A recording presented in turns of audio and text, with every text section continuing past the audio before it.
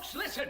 Welcome to another episode of D&M, bringing questions for you that we find interesting. We don't know until the other person says, and bring a mystery to the table for all the generations. Two people from two different backgrounds trying to make sound about the world around us. They both bringing light to the questions they ask. Dina and Michael sliding in your DMs with class. Hey, it's D&M. Hey, it's D&M. D&M. It's D&M. Hey, it's D&M.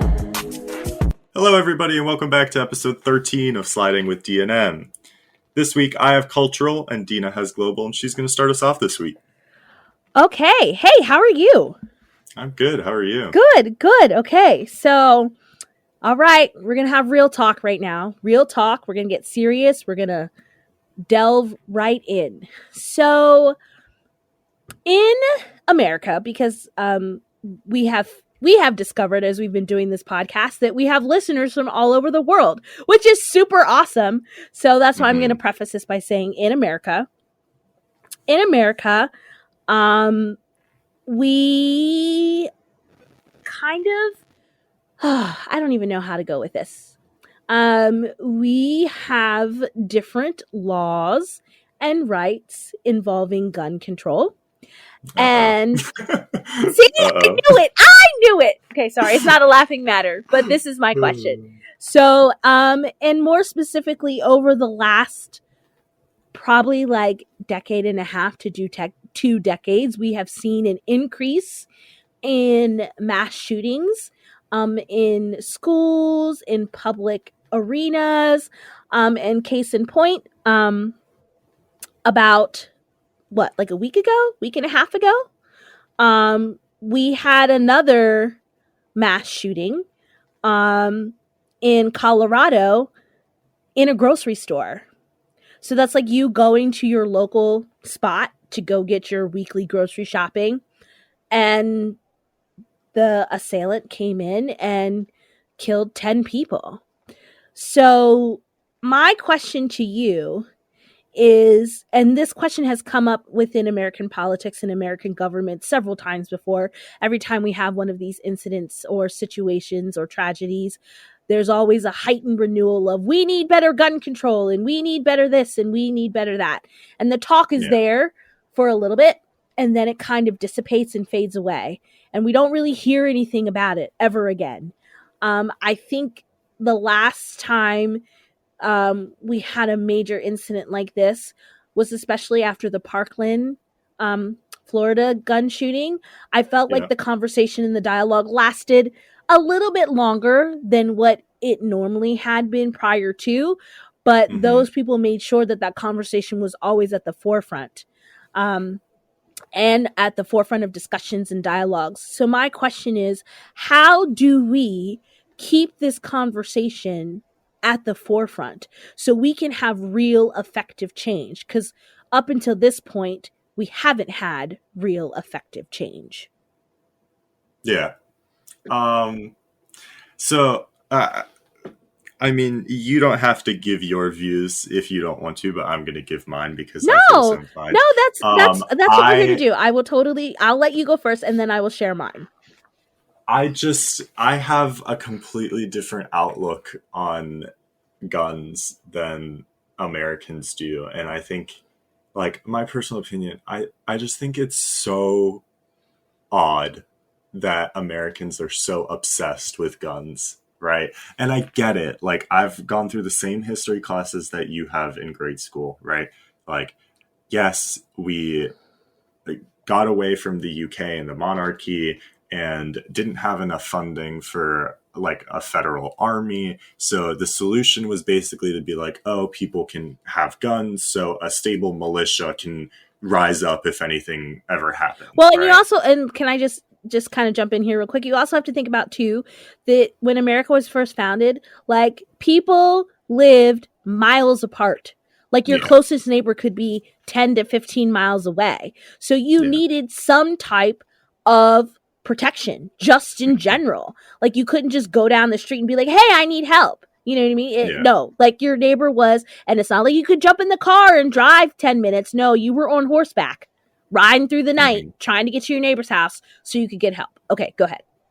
So I find it so odd just from like being somebody who comes from Canada, right? Like we don't no nobody really has guns in Canada. The only time from my childhood I remember of hearing somebody have a gun is we had friends who had a cabin, like a lake house cabin, and the husband had a shotgun because there was bears around. So he would Okay. take a shotgun shell, fire it into the air, and the bear would get scared off and then run away, right? Okay. So like it wasn't even really used for like protection. It was more for like a means of like deterrent, Mm-hmm. right?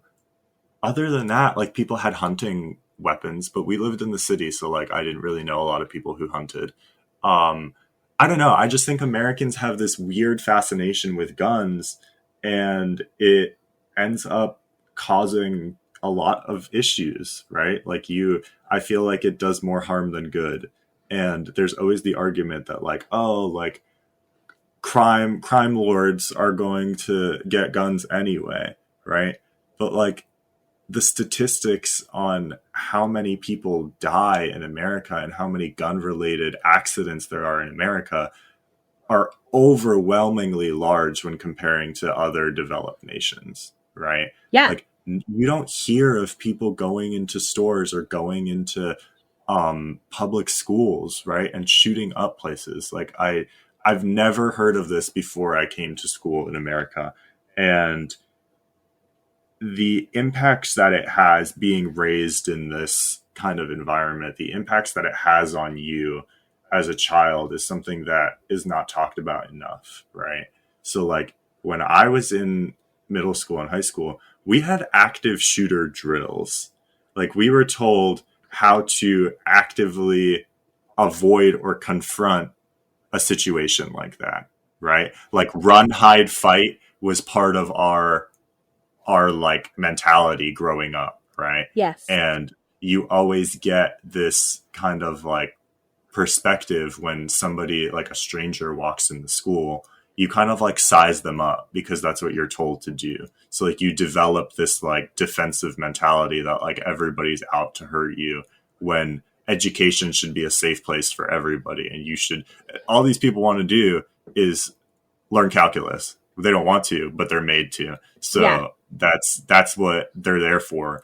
But at the end of the day, you're forced to suspect that everyone is out to hurt you. And even like that weird kid sitting in the back of the class, you know what I mean? You're like, I better be nice to them because someday, you know what I mean?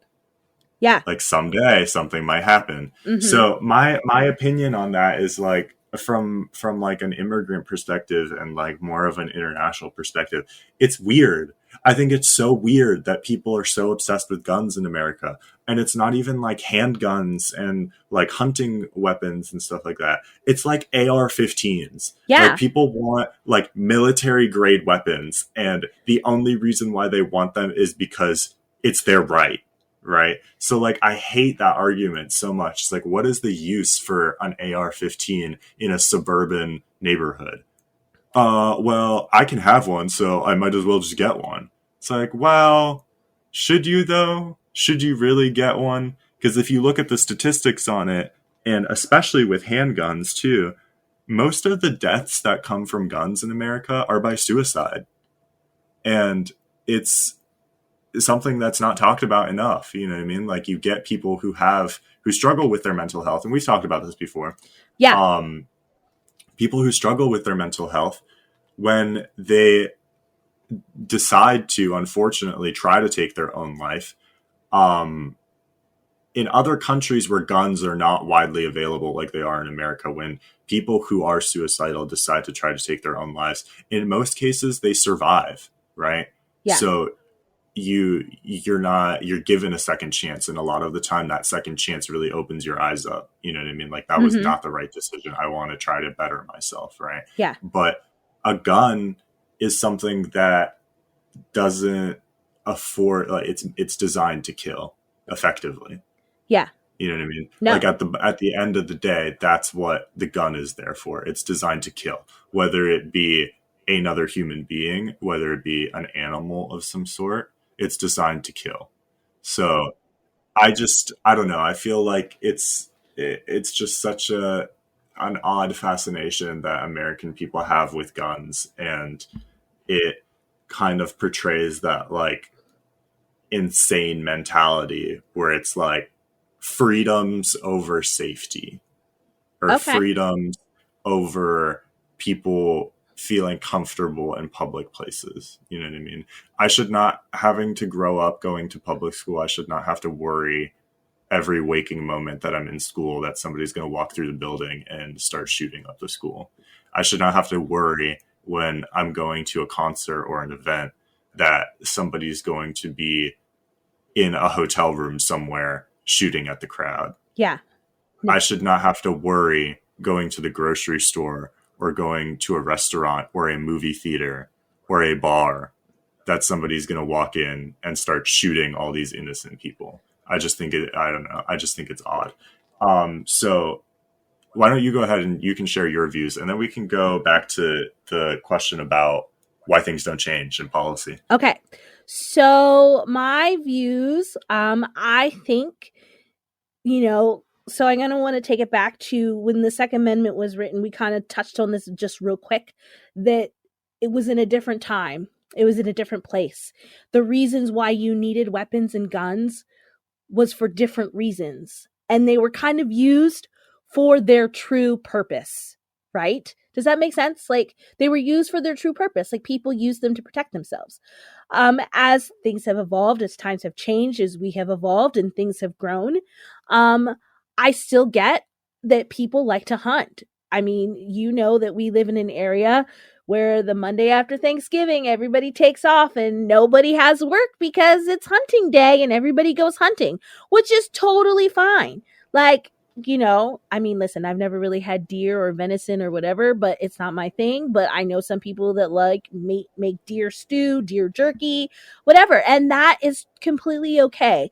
I think where we start to cross the boundaries, and this is where I agree with you, we start to cross the boundaries when we are selling military grade weapons or similar style military grade weapons. When you look at the type of gun that the shooter in Colorado used, he used a pistol, but it was basically, just from articles that I've read, and essentially a shortened version of an AR-15 style rifle.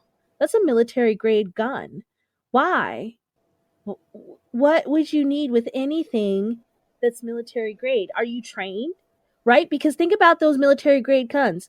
Those servicemen who basically give their lives to protect us so we have those freedoms, they are trained to use that. Right? They go through training. It's not like they just get up one day and say, oh, I'm going to use this gun. No, they go through trainings of how to clean it, how to take care of it, how to use it, to treat it with respect, right? Because it is such a weapon that is, like you said, is designed to kill. So I feel like, why are we offering those types of weapons legally to people like you and I? We're not trained to use those weapons. We, like, I would never in a million years say, okay, I'm going to get that type of weapon and just have it to have it. I'm nowhere close to being trained to using that. Not like that just boggles my mind. And so I just also think that, like, we just don't need to have guns like that out and about. Like, I'm okay with, for hunting purposes, I get that. Or I'm even okay if you live in more of a rural community. Do you know what I mean? You don't live in an urban area. Like, we live in an urban area in a sense. I'm okay if you're living in a rural community out on the farm and your closest neighbor is like 15 miles. You need to have something to protect yourself. I totally get it. I'm not trying to take your guns away. But I think we have to have limits on the types of guns that we're selling to people. I think another huge part of it is the mental health aspect. But the thing is that this shooter in Colorado, he legally passed all of the background checks, which should be concerning to people. He Yeah. legally passed all of the background checks. So what aren't we doing in the background checks to make it a little more stringent, to make it a little more difficult? And I really Mm. think that if you're going to say, okay, well, we need to sell these AR-15s, then I think you need to make it mandatory that they have some type of training. You know, like so many hours. Like when you nowadays in the state that we live in, before when I got my permit and literally I had to wait 48 hours and then I could turn around and go get my license. I could have never stepped behind the car before at all. But as long as I had my permit, I could go get my license 48 hours later. Well, Yeah. they stopped that. Now you have to have your permit for at least 6 months and so many hours of training time. Why can't Well, actually, if you get your permit above the age of 18, I think you only have to wait like 2 weeks or something. but still you still have to But yes, but you know what yeah. I mean? Like they stopped that because they saw there was a correlation of teen drivers and accidents and deaths. So they were like, yo, we should probably fix this problem. Yeah. So why can't we do the same thing? I'm not saying that the training, the hope is that you're training people that will need to use those weapons in highly specialized situations, right? Mm-hmm. And that the hope is that, you know, like you said, people that want to do bad things are going to do bad things. So these people that have had done mass shootings and have had guns and they've used an AR-15, whether or not they had the training or not, they were still going to do it. By the way, they probably got the training already from YouTube, right? Everything's on YouTube. You can find it. If you need to look up something, you can find it. So they probably already got some type of training through YouTube or some other internet source, okay? But I feel like if you make people accountable and say they have to attend this specialized training and official training and you give them a certificate, just like when you get your first aid and your CPR, you have a record documentation of it, right? So I feel like we have to have some changes. There has to be something. There has to be something that is done because, like you said, you shouldn't have to fear. And as you all know, I work in education. You should not have to fear and do run, hide, fight drills, but you do, and you have to take training on it. You should not have to, you know, like the one mass shooting we had several years ago, they were at a concert. Everybody was there having a great time singing and dancing.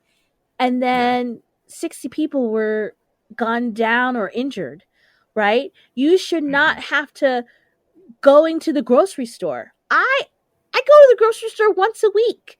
Once a week I go to the grocery store with my husband. Like we go together. That's like our kind of like our thing, like our time, like to like talk and do stuff. You know what I mean? I know it sounds weird, people, but we do go to the grocery store together. But just old people things. Just old people things, yes. So, but I shouldn't have to fear like when I go to the grocery store, is something going to happen to me? Right? I'm just there to get the food so I can eat for the week.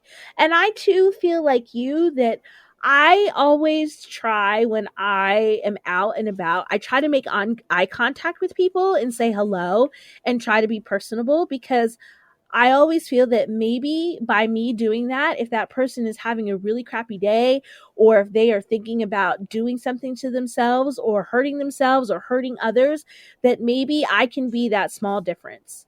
All I said was, hello, how are you? It may not be much and it may not seem like much, but I feel like if people feel like they can be connected to someone, maybe they won't do the thing that they were thinking about doing. You know what I mean? And so that's kind of, I don't want to take away people's guns. I understand. Like, I know that it's an American right and it's built into the Constitution. I just think we have to modify what that looks like. I think that we don't need military grade weapons out on the market. Those are for people that are specialized and they're trained in it, right? They have the tools to handle those weapons. So why do we need to sell them to average people like you and I? And if you want to continue to do that, okay. If I legally pass all my background checks, okay, then I have to take a course. And I have to take that course before the gun is even given to me officially. Do you know what I mean? Like I bought the gun legally. I own the gun. Now you have to take this required course. After you pass this required course, guess what? Now you get the gun. Right? Because you're putting more I don't want to call them roadblocks, but they are roadblocks because honestly, if somebody's going to do bad things, do you really think they're going to go through all the background checks, then go through the course and then get the gun after they've done all that? At some Hmm. point, yeah, they may do all the background checks because those don't really take as long, but they're not going to take a required course that's so many hours and not, you know what I mean? And not have the Yeah. gun in their possession until after they pass the course, which is, I Hmm. think, what should happen, but I just feel that we have to make some changes. So back to your question of why don't things or policy change?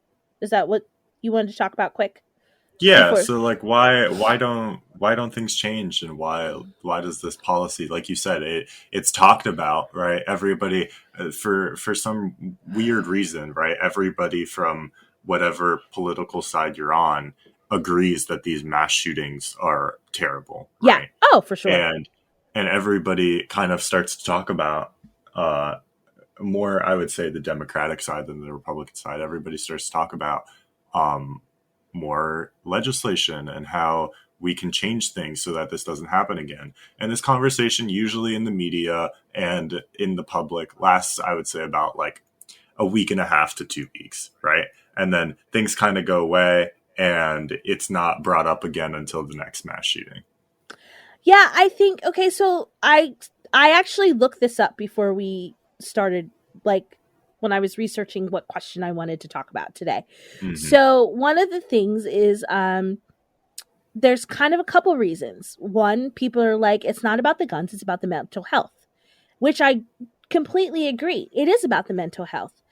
But at the same time, you have to look at the fact that, and I go back to the shooter in Colorado, he passed all the background checks, and I think they do a basic mental health check. So Hmm. essentially, he is passing everything. So how do you determine like mental health? Like, how do you determine what's too far and what isn't too far? Because Hmm. clearly he passed all those.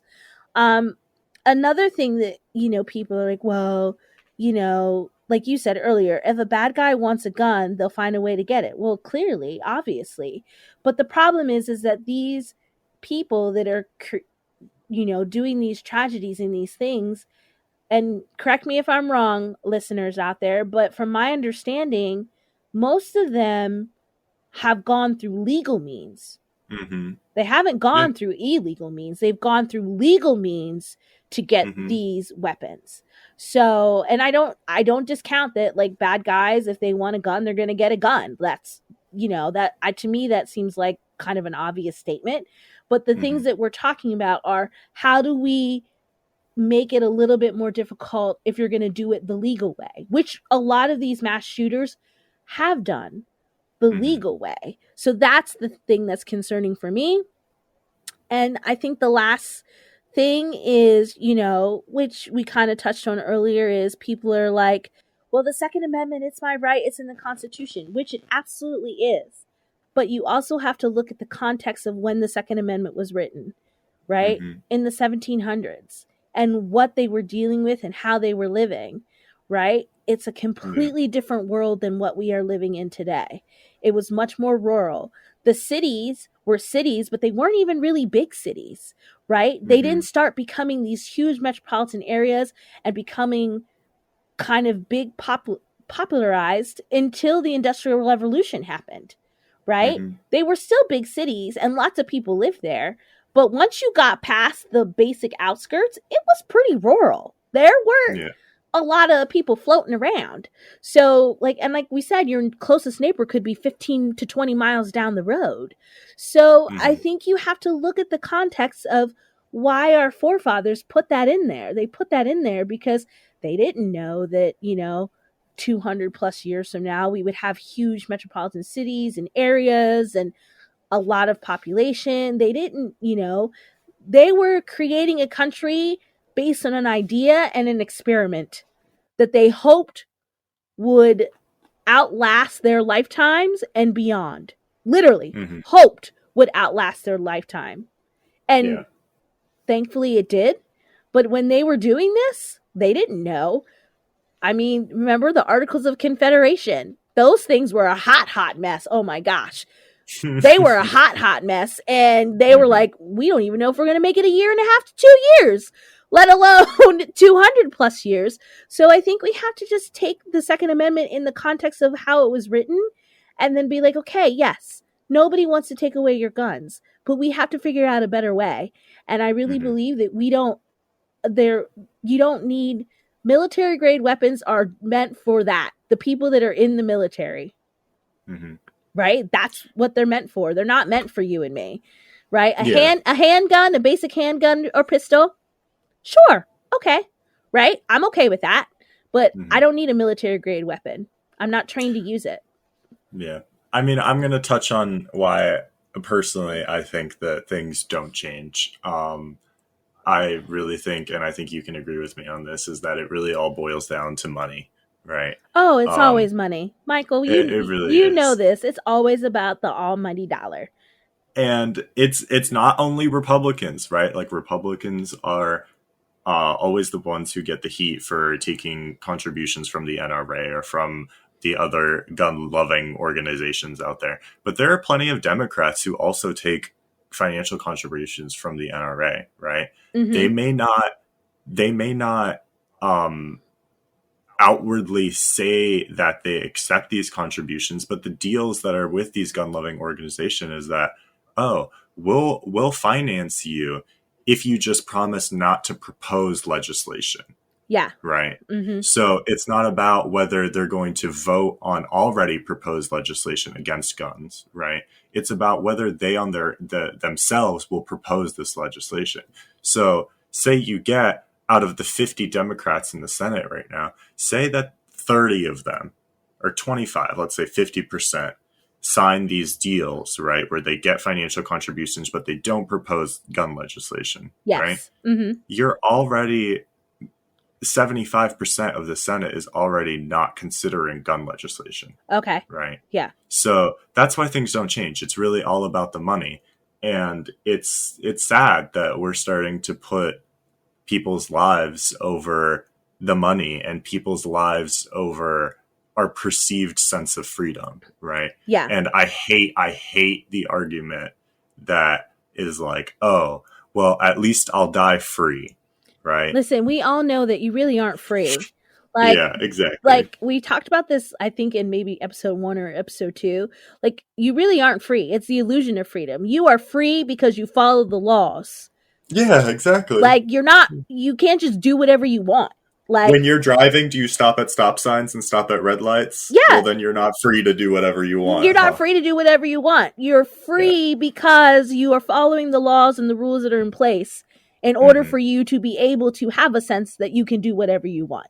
Like, so, and I agree with you. I don't like when people say, oh, well, it's my right and I'm free. No, you're not free, my friend. You are not free. You know, you have the ability to do the things that you would like to do because you follow the laws and rules. But when you break those laws and rules, you clearly are not free anymore. The freedom that you thought you had, you really don't have. So, I know we talked a long, but I knew this question was going to be like, woo, it was going to be deep. Yeah. It's going to be in there. Yeah, so let's move on real quick. Yeah, let's go. Let's go. Let me hear your question.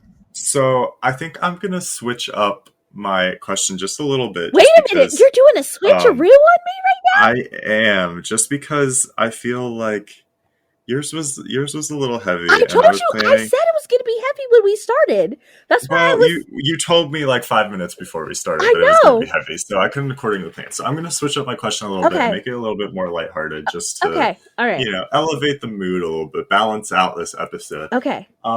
So I would like to know what you think is a defining characteristic of your generation. So I have the cultural question, and that is going to be my cultural question. So if you want, I can start, and I can give you some of the things that I was thinking of and why I kind of thought of this question. Okay. Because you're Generation Z, right? Yes. And I'm Generation X. So, so give me some defining characteristics of Generation Z, and then I'll tell you some defining characteristics of Generation X.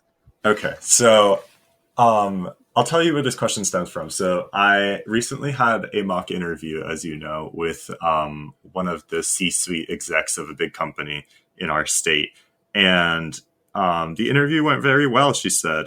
And the one thing that she said is that she noticed a generational like tick that I have, right? So she said that during the interview, when she would ask me a question, how I would start the question usually is I would say, "Oh, for sure." And then I would proceed to, like that was my initial kind of acknowledgement of her question, right? Mm-hmm. And she said that she's noticed it in a lot of people who are my age, and she attributes it to like a generational word, right? And she said that her generational word, and she's in Gen X, and she said her generational word was like. Her entire generation said like a lot, right? Yes. So that kind of got me thinking, and that's kind of why I think I settled on this question, because I find it interesting that she saw this generational trend in not only my generation, but also hers. And she was very aware of how she used the word like, and I'm aware of how I use "oh, for sure," right? Mm-hmm. In a professional setting.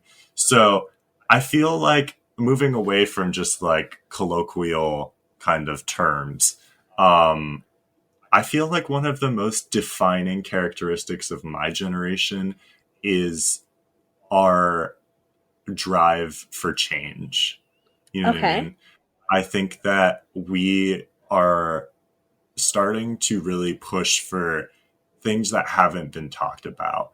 And our generation kind of gets this like hatred from your generation and the other older generations, right? Because us and millennials have kind of taken it amongst ourselves to fix the shit that's broken, Okay. right? Okay. So a lot of the generations previously, and not to shit on your generation, Oh, but well, like thanks. That's okay. but like you guys and baby boomers have left us a lot of shit to clean up, and we're not really happy about it. Okay. Okay. So we're really not happy about it. So I feel like the thing that I'm thinking of is like the Me Too movement, and how a large percentage of my generation supports that movement and supports women getting equal pay and fair work, right? Okay. And supports policy that puts in place for equal rights for all genders, all races, all creeds, right? Okay. So I think that's one of the most defining characteristics of my generation, is just our ability to find something that's wrong in the system and at least advocate for it very vocally to change it, right? I feel like a lot of generations are like, "Oh, that's just how it is, so we're just gonna leave it alone." And it's kind of like a twofold thing where we're championed by some people who have been shut out about talking about these things Okay. from their generations, right? So on the other hand, though, I think we're getting a lot of hate just because we are starting to be known as like the snowflake generation, right? Like we're hurt by everything, and I don't know. I just feel like people are starting to get upset where we're breaking down these walls that should never have been there in the first place. You know what I mean? Okay. Like people are starting to get upset that we're calling people out on their just hatred towards people of other races and women and different disabilities, right? I feel like people are starting to get upset that we're calling them out, and their defense is, "Oh, well, you're sensitive." You know what I mean? Okay. Like when I was brought up, this wasn't talked about because it was just a joke, and it is just a joke. But I think that it's been ingrained in our mentality as a society that these things are okay, and they're not, right? And Yeah. our generation is really the first to kind of stand up for that and say, it's not okay, though. It's not a joke. You know what I mean? Like what you say and what you do has consequences and has ramifications to people. Yeah. You know what I mean? It's not a joke to them. Mm-hmm. So that I think is the most defining characteristic. of Okay. our generation. If you would like to comment on that, you can go right ahead Okay. if you disagree with me. No, all right. Well, okay, so I am a Gen Xer, like through and through. Hmm. Um, so I like to think of Generation X as kind of, now everyone hangs out with different people, right? Everyone hangs out with different cohorts and friends and who they surround themselves with.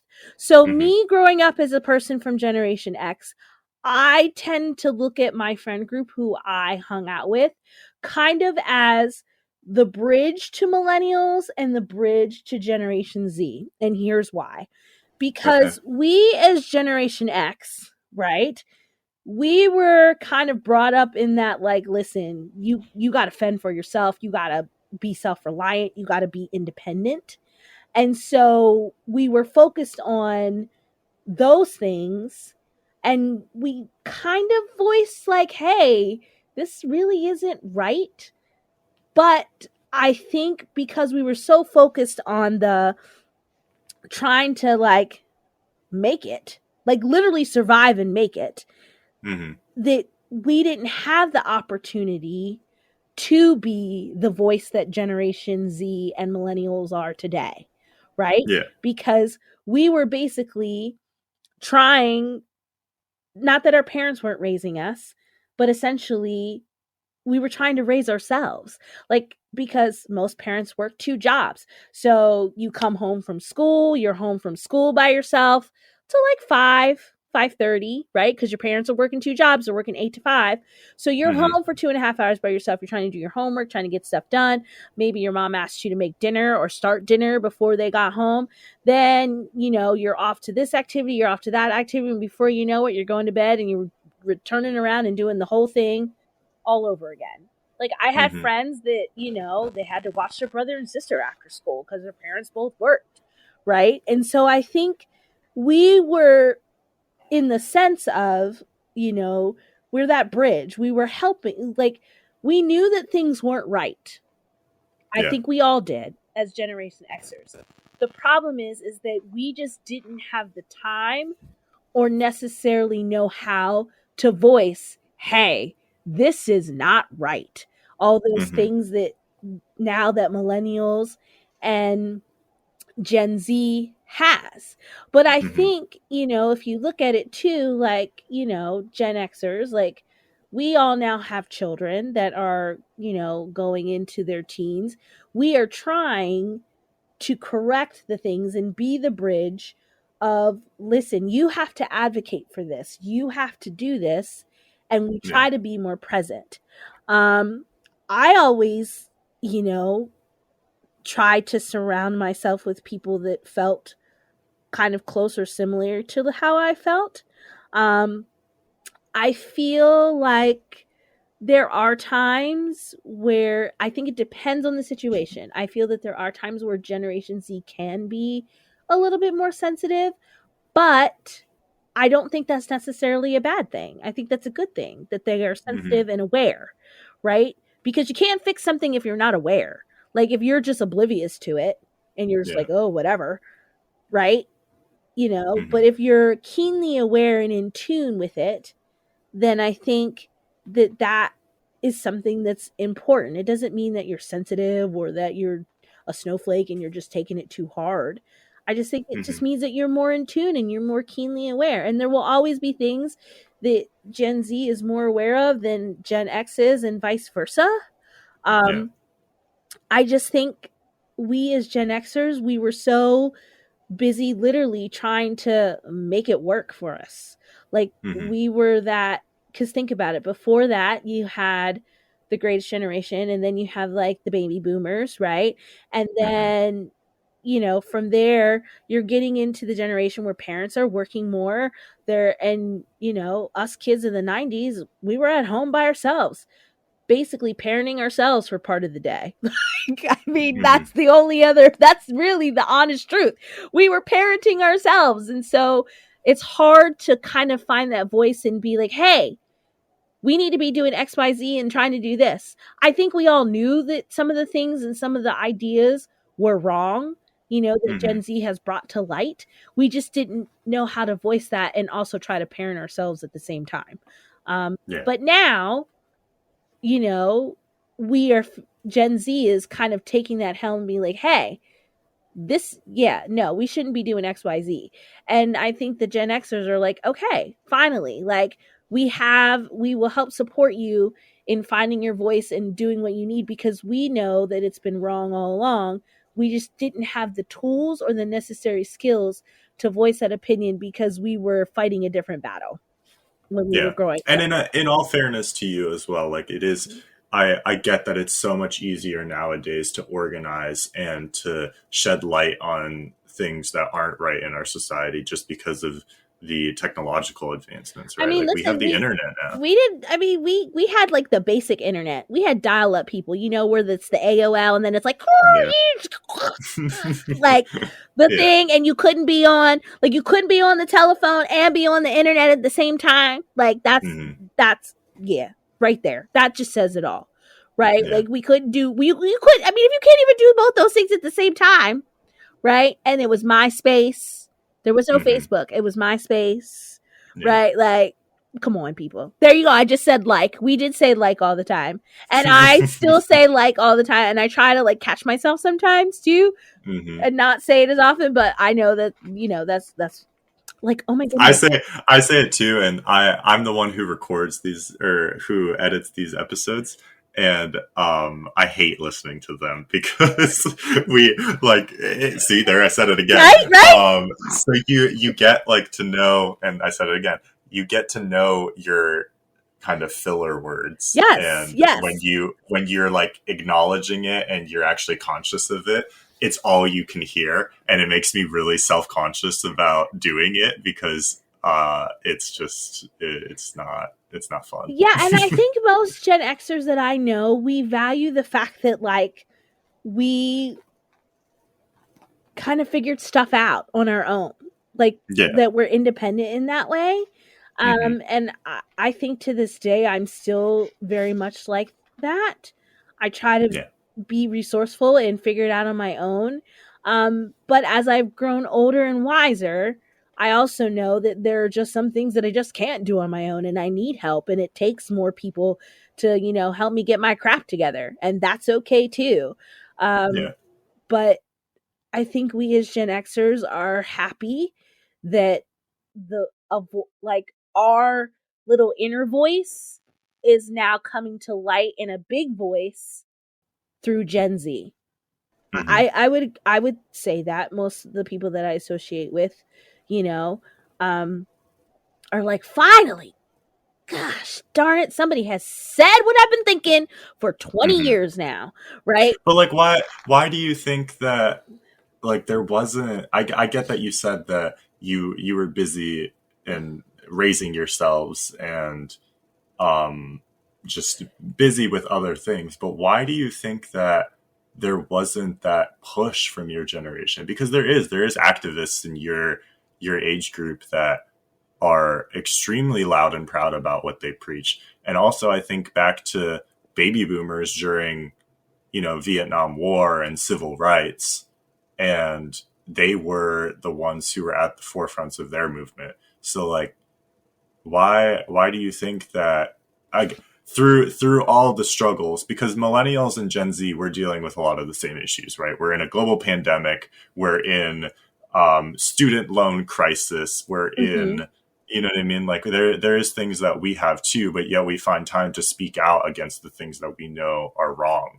Do you Yeah. think that it was just kind of like a lull, and that's why you guys didn't speak out against these things that you knew were wrong? Or like why do you think that there wasn't more activism and more grassroots organization from your generation? I think because we probably didn't necessarily know how to go about it, Hmm. right? Because Yeah. think about it, nobody had ever done it before. When you look at the previous generations, there weren't really like there were movements, but I just don't think we knew how to navigate that world. And Yeah. I don't think we had the tools and the resources to navigate how to be better activists and be better, and I think some of it is like, okay, this is how it's been for so long, And some people, I believe, did try to buck the system, but it wasn't enough voices to disrupt the system. Does that make sense? There was those Yeah, voices there to disrupt the system. We just didn't have enough of them. Whereas now there's a ton of them saying, "Yo, we need we're not doing this. Not yeah. today. Not today." And Like, you know? I think an important point to note is, like you said, that there hasn't been movements, but there has, right? Like the civil rights movement is probably one of the biggest Oh, yeah. in American history. Yeah. But that is completely different because that was something that was outwardly oppressing people, right? That was Yes. written into the laws, that was written into society. Communities were segregated. That was something that you could see and feel every day. Yeah. What we're taking up against as um, racial inequality and as women's rights and as gender equality, it's something that's not necessarily, some of it is written into policy, but a lot of it is this closeted bigotism, Mhm. right? It's the So unseen. yeah, and it's very difficult without, I would say, and maybe this is what you were trying to get at, was that without technology and people's stories being widely heard, right? Yeah. You can just brush off a lot of this stuff as, oh, well, it was just a one-time thing. Like it only happened to me, so it's nothing, or this is normal. Yeah. It's nothing to worry about. So I think a lot of the reason why maybe your generation didn't take this up is because, like you said, you didn't have the tools, you didn't have enough of these stories out there. And whenever something did happen to you, you didn't really talk about it outside of maybe your close friends, right? And Yeah. if those close friends didn't share the same experience as you, it was just like, oh, that was just an anomaly. Like it's not a systematic issue, Yeah. right? Yeah. And now we're starting to take it up. So I get where you're coming from on that end. Yeah, no, I think a lot of the, my friends, which are mostly Gen Xers, and well, I have friends all across the board, so let me just say, but I do have a core group of friends that are from Generation X, and, we see the things that Gen Z is doing, and trying to make change. I just think Hmm. when it was us as we were transitioning into our 20s, and into our early 30s, we just didn't have the ability to voice that change. Like we all felt it, like this isn't right, like I said earlier, but I think we didn't know how, we didn't have the tools. I mean, everybody today has a phone in their hand that has a camera on it, whether you have Yeah. an iPhone 12 or what, even the cheapest phone model. I don't know what that Hmm. is, but whatever it is, it has a cell phone and a camera. Like you Hmm. can video and be like, "Hey, yo, you're acting like an idiot. Stop being a racist. Stop being a Hmm. bigot. Like, stop doing Yeah. this." Like everybody has that. We didn't have that. Honestly, I didn't even get a cell phone till I was like in my mid 20s. And the cell phone I had was a Motorola flip phone. It didn't even have a camera on it, okay? And it's the kind of phone where you had to hit the number like 20 times to get to the letter that you wanted to text, Yeah. which is Yeah. why now you only have like K for okay. Like, you know what I mean? Like those abbreviations, because you would be like 111111111. Oh no. Well, And then also, and then if you well, missed you it, also you also had character limits, and you had yes, to, you know what I mean? yes, that Yeah. too. And if you missed it, you had to scroll back all the way through if you missed the like, yeah. So I mean, this is what we're working with, people. Come on now, come on, give us a look, like help the Gen Xers out, because you saw what we were working with. Those of you Yeah. that are listening that are Gen Xers, but I think change is on the horizon. I think it's coming. I think you know we are we are willing to support those that are the millennials and Gen Zs, as long as they're, doing what's best for the collective and helping the collective, and I think that's the most important thing, that we're trying to make it better for everyone, Hmm. and it's going to take time. The things that have been in place for a really long time. Those walls just don't come down overnight. But Yeah. slowly but surely, we're peeling back the layers, and we will get there, and we will get to a place where we will see significant change. Um, like with anything, you have those staunch few that are standing firmly in place and like, I shall not be moved. And that's Mhm. okay. You can stand firmly in place and not be moved. But the tide is going to roll over you and it's Yeah. going to wash you away. So, you can, why not be flexible and bend like the trees in the wind and move with the wind and do your best to go along with the change, you know? Mhm. And just also, I think too, I think this of Gen Z, I think that they need, I know they're always like, hey, those boomers or these things. I think the thing is they also have to be willing to listen, which I think is a huge thing that Gen Z sometimes misses. Mhm. That they're not willing to listen because they're so upset with the institution and policies that were put in place Mhm. by older generations, which I get and I understand. But I think at the same time, you need to also listen to the stories of the older generation so you don't Mhm. repeat the same mistakes, or you can figure out a way to improve upon the things that they were trying to do, because I think the Yeah. intent is always pure. I'd like to think that about people, that their Mhm. intent is always they try to do the thing that they best, right? Or do the best that they can with the knowledge that they have. So I think the intent is always pure in there. But then along the way, it gets kind of convoluted and screwed up to what we have today. So I think Mhm. there has to be, Gen Z needs the older generations, and the older generations need Gen Z. It has to kind of be a fluid back and forth. So I really think that Gen Z needs to listen to the older generations. Just listen to the stories of how did we get to this place that this was okay? Like, what were you thinking when you said, I'm going to do this, even though my intent is to try to make it better, but really it's not? Like, how did we get to this point? Can you just tell me how we got there? Right. Mhm. And then say, okay, well, why didn't you think about this? You know what? Classic. This is what I think of. Okay, by the way, everybody knows that my favorite movie is Black Panther. But in Avengers, right? In Infinity War, when they Mhm. go to Wakanda and they take Vision to Wakanda and he has the Infinity Stone, the yellow stone in his head, and Shuri, uh T'Challa's sister, right? She's like mad scientist, like brilliant, okay? Mhm.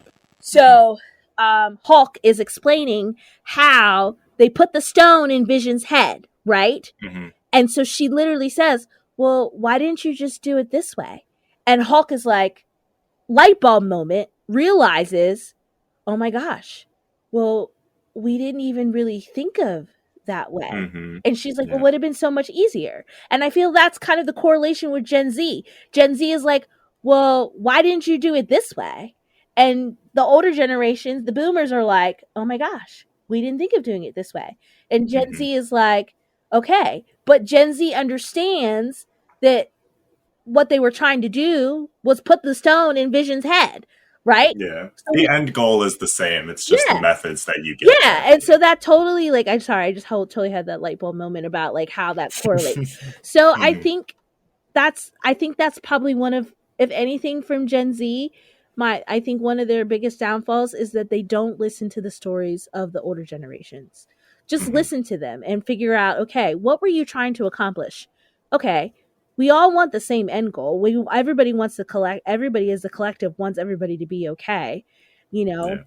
just your path of getting there may not have been the best path, but you kind of sort of got there. Now let us finish it off the best way that we know how. Because I Mhm. think the intent for people is always pure because they're doing the best that they can with what they have and the knowledge that they have. And it's like Maya Angelou said. She says, when you know better, you do better. Right? Yeah. And that's what you have to do. So, but yeah, that was a good question. Thank you. Yeah. I kind of came up with it on the fly, so I know. Well, thank you for that. Like, but yeah. I'm a true Gen Xer, man, through and through. 90s Mhm. baby. Well, not a 90s baby, but like I was born in the 70s, but I grew up in the 90s. So, we Mhm. living off that after school Hallmark after school special. Everybody knows what I'm talking about, Gen X, if you were watching those Hallmark after school specials. You know, the ones that came on at like 3:30, 4 o'clock and was like a show for an hour and talked about, you know, not getting in trouble, not smoking, not drinking. Everybody knows what I was talking about. You know, you all know. You all watched them. Everybody watched them. And that's back in the day when Champion was the Payless brand. Champion is not the brand that everybody I thought they were Walmart. They might have been Walmart too, but it was like the I think they were brand, Walmart. like it was the brand that you did not want to be caught in. And nowadays, everybody's like, "Oh, I need some Champion shoes." So when I saw that was back, I was like, "Wasn't that like that was the brand that like you when your mom's like, we're going to get new sneakers," and you would go, You were like, "Not the Champions, Mom. No." You were like, "Not." I'm serious. You were like, "Not the Champions," because you didn't want anybody to know that like your mom didn't take you to get the Nikes, the new Jordans. Right? Yeah. So yeah, I totally remember those like back in the day. Oh, and United Colors of Benetton. Benetton was like the store, right? That was like the store too. If y'all know what United Colors I've never heard of that, so I don't even know what you're talking about. See, that's what I'm talking about. So yeah. Anyway, I appreciate my Gen X upbringing, but like I said, I feel like we're a bridge to the millennials and Gen Zs. But millennial and Gen Z, you should really listen to the stories of the older generation, so you know where they're coming from, and then do better because you do know better, right? Yeah. So, well, thank you for those wise words. Always. You old wise master. Oh my goodness. Listen, people, I'm not that old. I'm really not that old. Although you always tease me because I love me some Jeopardy. By the way, just so you know, last night there was a Broadway musical category in Jeopardy and I cleared it out top to bottom. Yeah, you cleared it out because they probably ran out of questions after their 90 years of running the show. Oh my god. And they have to support all the patients who have dementia by, rerunning the same questions. No, it was new. It's cheaper for costs. It was new questions, and I knew every single one of them. I'm just saying, anyway, because I love me some Jeopardy. Do you know where Jeopardy pops off most? In the nursing homes. Michael, be nice. I am not a 90-year-old woman. Maybe a little bit, but not that much. I didn't say you're 90 years old. I said you have the soul of a 90-year-old woman. Probably so. But anyway, well, once again, thank you for listening to our episode. If you have any questions or comments about Gen X or Gen Z, or if you think differently, please let us know. If you have any questions or comments about gun control, also let us know. Let us know your thoughts. What are you thinking? As always, our opinions always differ, and that's okay. But that's the reason why we have these dialogues and these conversations, so we can learn from each other and listen to the stories of each other's. Because when we do that, we know better, and then we do better. My name is Dina McKell. And I'm Michael Petuhoff. And this is Slidin with D&M. Thank you guys for listening. We hope to see you next week.